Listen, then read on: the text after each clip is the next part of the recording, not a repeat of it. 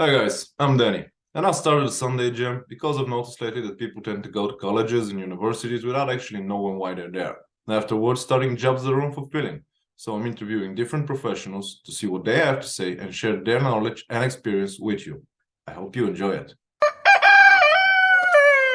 Right now, right on, Torree. Thank you for joining. How are you doing? I'm pretty good, man. I can't complain. That's probably the best answer one can ever give, especially in today's age. The program will be focused, excuse me, on three main questions. What do you do for a living? How did you get there? And how did you knew that this was the way to go? So tell us what you do for a living, please. All right. Well, I am the owner of a creative design agency. So it's basically a creative agency and a design agency mixed together. But pretty much I specialize in marketing and creative strategy. I have had the business for about a year and a half. I've been mostly freelance up until that point, but as of now, yeah, I own a creative design agency. And That's pretty interesting, and I've I've actually talked to folks like you before, and it's always a joy because that freelancing thing, that creative thing, the design thing, I've noticed that if people like you have this, like my lifestyle is from 9 to 5. After mm, 5, you and I have to be on really good terms to keep on doing it. yeah, there's a balance. Absolutely, like folks like you can literally dream about something, wake up in 3 a.m. in the morning, and just start doing it. Yeah. One of my good friends is like that. I literally told him that if ever him and I are roommates, I will throw him out of the window. But you guys have this spark within you, that energy within you. I honestly I can't explain it, and honestly I never tried to, because I guess that's just like how God sends you here. So this one will be 9 to 5, this one won't be. And I can try your lifestyle and you can try my type of lifestyle. I don't think any of us would be happy, because but it's really always joyful to talk to somebody like you, because you always have a lot to say about those topics. Yeah, well, I really appreciate you saying that, honestly. And I agree as well with you saying as far as like, there being different types of people. I always say that. So usually I am the creative type. I'm super eccentric. I like to introduce myself that way. Like I'm artsy, eccentric, I'm out of the box. And so, but I mean, there's no issue with the 9 to 5 at all. Like, I mean, technically I work at a photography studio, which is a bit more inclined to my profession, of course, but I I always wasn't respect actually talking that much about the schedule in general. I was talking about the natural that the flexibility folks like you dedication. have, and the natural block that we got. Very true. Yeah, because when it comes to working a job in general, any job, it sucks. For me personally, it's just having that, linear, just having to do specific tasks. Of course, like I'm all over the place. Like at the business that I own, like I do everything. I'm a solopreneur technically, until I'm able to afford some like a couple employees. But I do photography, graphic design, videography. I curate art shows as well, which is why there's so much art. Like my apartment is literally I've filled with, noticed it's like a gallery. yeah, literally like every room. And like I've done over 50 art shows since 2017, and I do like custom printing, and alongside the marketing and branding aspect. You should send me. I'm pretty sure you have links about your business and about everything. You should send me the links on an email, and I can put them in the description below. Yeah, for sure. Yeah, because I'm in the Chicago area, but I'm actually looking to move to Los Angeles super soon. So that's more so my goal. But yeah, I am super creative. I own this design agency, and I'm always like trying to push people to be what they want to be, even though society, the rules that, it's hard to sustain and maintain without having like a viable source of income, of course, and that's been my ultimate problem up to this point, especially being, freelance and everything, and then going into this business. But I made 22,000 last year, and that was like, I mean, it's obviously on the low end, but it was my first year. But it really taught me like, man, this could be a thing, for sure. And I was doing that full time. Like I was working, had clients, and was just doing a lot, photography, events, videos, etc. Like, so it was fun, and it takes a specific type of energy and drive for you and determination. Like because I consider myself a manifester, right? I always say I'm a manifester. So it's like one of those things that you have to just know.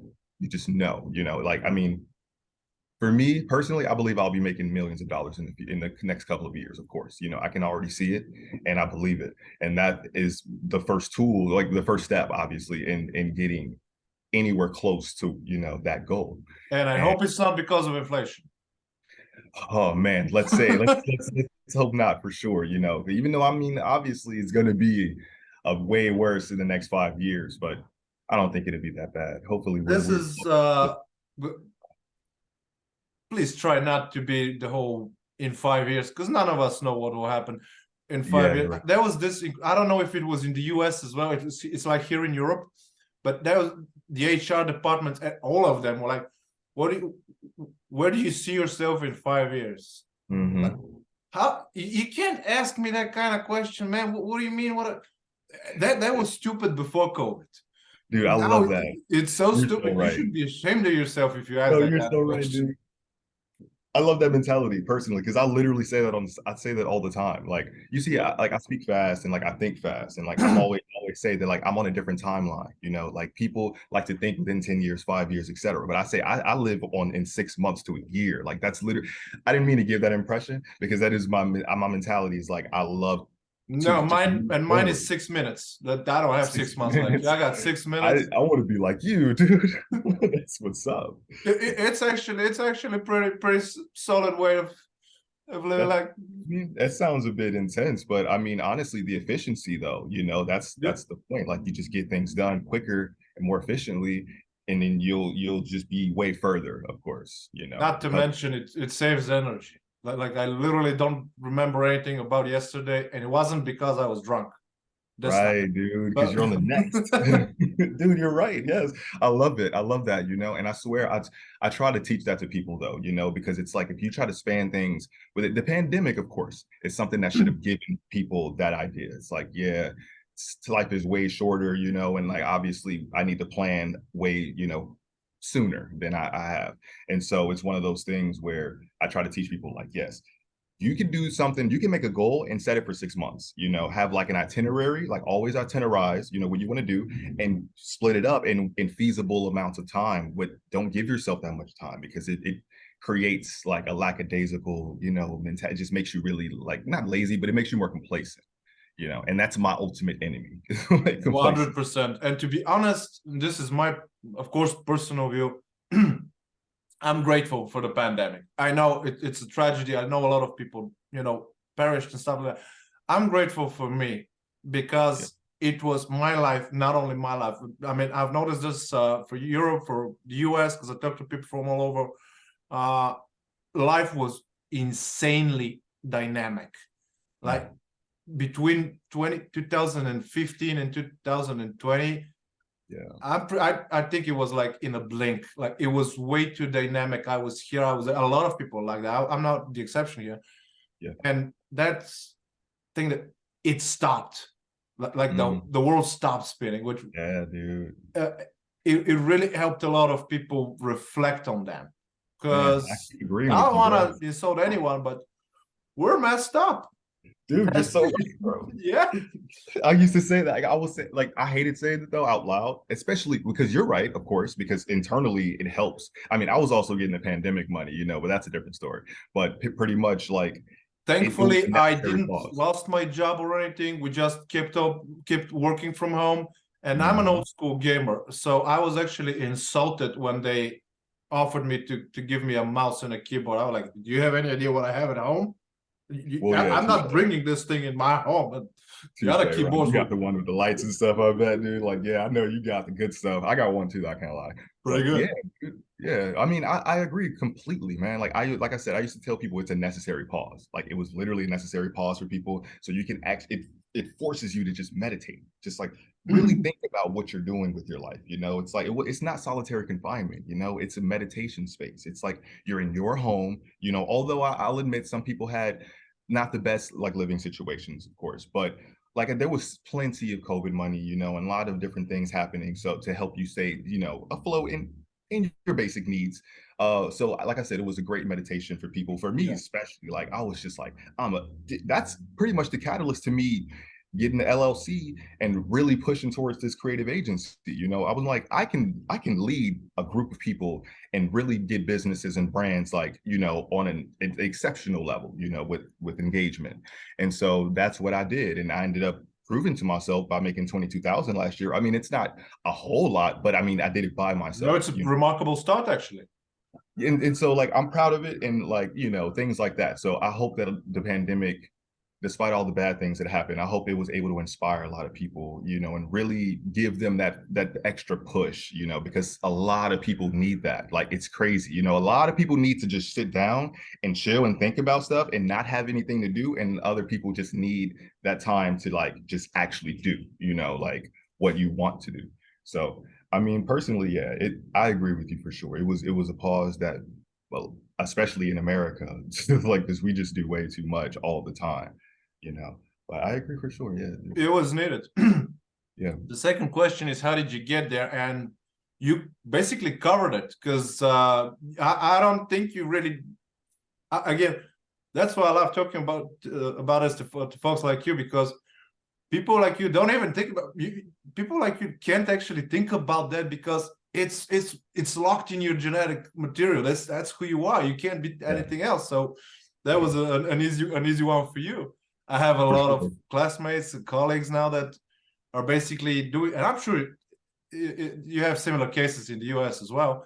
You just guys working paycheck to paycheck because they don't know what to do.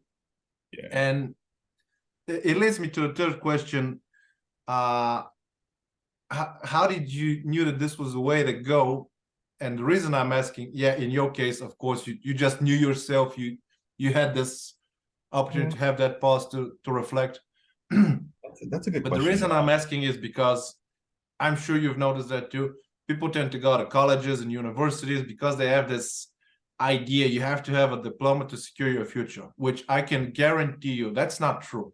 And I'm not against colleges or universities. I graduated both. It's not that. The issue, my personal issue, and the reason I'm doing all this is, gathering examples, because you've noticed that people tend to go over there for this idea, the stigma that you gotta have the diploma. They graduated something that it's obviously not for them. You can see it with a naked eye. And then they start working a job related to this thing that's not for them.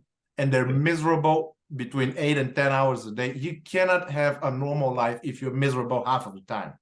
When you're miserable like that, you bring that craziness in your home. And let's say you live alone, that's fine. But if you have children, you got a wife, a husband, well, that's not fine, because this whole craziness is going over there as well. Absolutely. And I guess because of ego, because they don't know themselves, various reasons, of course, but people tend to do it. And I'm hitting the root cause here. And I want to hear you about that. What do you think about that? Well, like I think it's a good question for sure, because I mean, I haven't been this confident and like, talented, I guess, and like passionate my entire life. So I mean, in all fairness, you look like you're 17. So I can't, when you say your whole life, I can't actually. Oh yeah, that's crazy. No, I'm actually 31, dude. I swear. All right. I actually just had a child like 4 months ago. Congratulations. Yeah, man. Thanks. Yeah, we're doing good. But it's yeah, I'm pretty old. I'm a boomer, actually. Like I'm I'm technically 32. a millennial, but to the Zoomers, I'm a boomer. So it's like, No, I'm a 32 European man, which means that I participated in the Trojan War. Oh well, damn, dude. Sorry? Oh well, sorry, man. That's really interesting. Sorry, that is something to talk about for sure. Yeah, I was there. Brad Pitt was there. Everyone was there. That's pretty good. The children. Oh, I get what you're saying. I'm so slow, dude. But at the end of the day, like, no, I'm older for sure. You're only a year older than me, so like, throughout the last like 5 years, 6 years, it's been a ride, like the same as you, like you can learn so much within like, a decade. But for me, since I move a bit faster, like it's a year, every year, it's like a crazier chapter that just builds, right?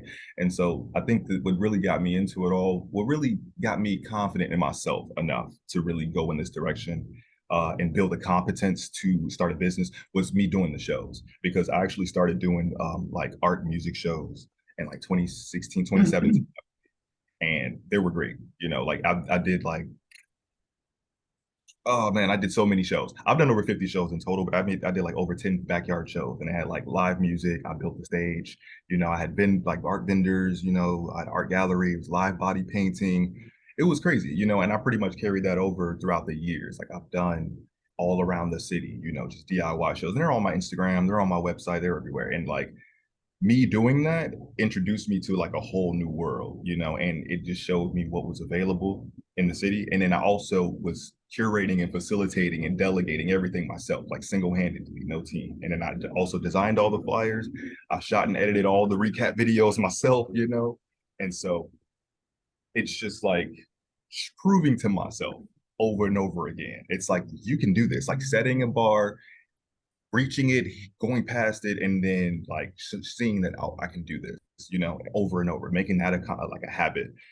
Ultimately, got me to the point where I'm so just ready, you know, like it's leadership skills that you build, you Yeah. know. And you Personally, get that skill when you're ready to get that skill. You don't learn it in school.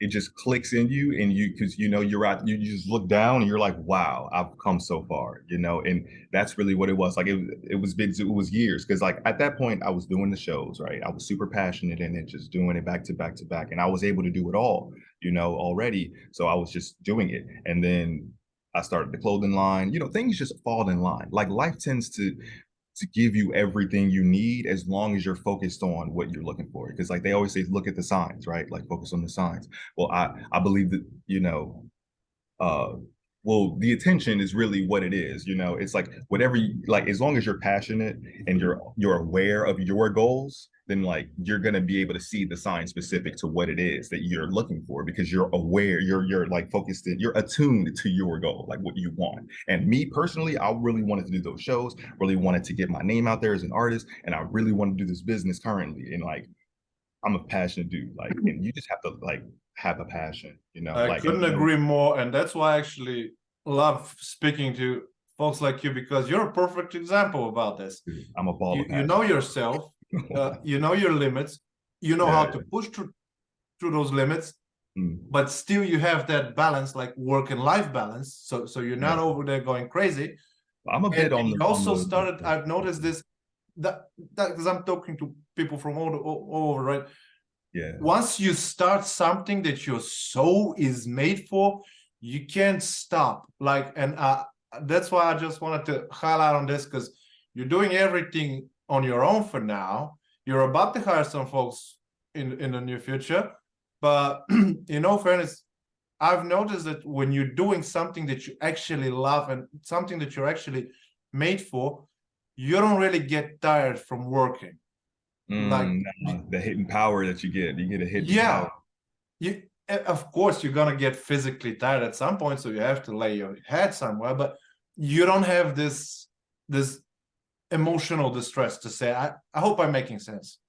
Right. No, I hear you exactly. Like when you're, it's more of a mentality thing. It's easier to just believe it than it is to explain it to someone. You know, it's like literally being tired or feeling overwhelmed, you know, or just feeling anxious or afraid. It's all a mentality, but you have to get, like you said before, you have to get to that point, you know, of like just being confident in yourself and being competent enough to know that you're better than whatever the situation is and that you can do it. And then it's like that deep focus, you know, when you're like me, I'm a passionate dude. Like I if I love to do it, I'm bent on it. And like, of course, that energy is derived from the channeled focus. So you're making sense.